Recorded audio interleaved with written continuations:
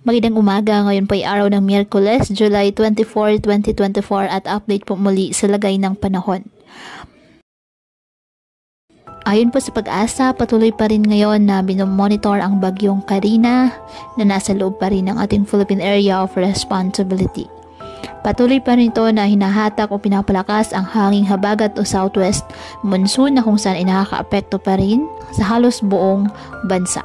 Ang bagyong Karina ay hindi inaasahang tatama sa namang bahagi ng ating kalupaan, ngunit patuloy po nito na pinapalakas ang habagat na siya namang magpapaulan sa malaking bahagi ng ating bansa.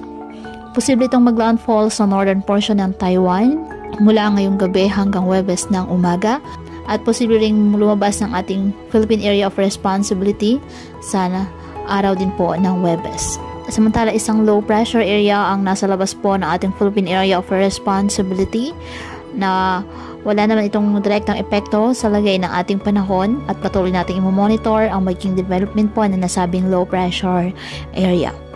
Ngayong araw, asahan po ang mga pag-ulan dyan sa Batanes, Babuyan Islands, the northern and eastern portion of mainland Cagayan, Ilocos Sur, Ilocos Norte, La Union, Abra, Benguet, Apayao, the eastern portion of Isabela, at nalalabing bahagi ng Cagayan.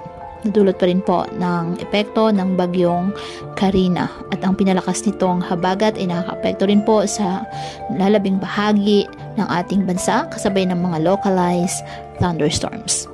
Kaya patuloy po natin na pinag-iingat ang ating mga kababayan sa banta po ng mga pagbaha at pagguho ng lupa, lalo na po kapag may malalakas na ulan, at ugaliin na magdala palagi ng payong o kahit anumang panangga sa ulan sa tuwing lalabas po ng ating mga tahanan.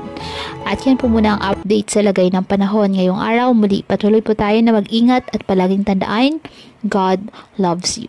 Stay safe and God bless.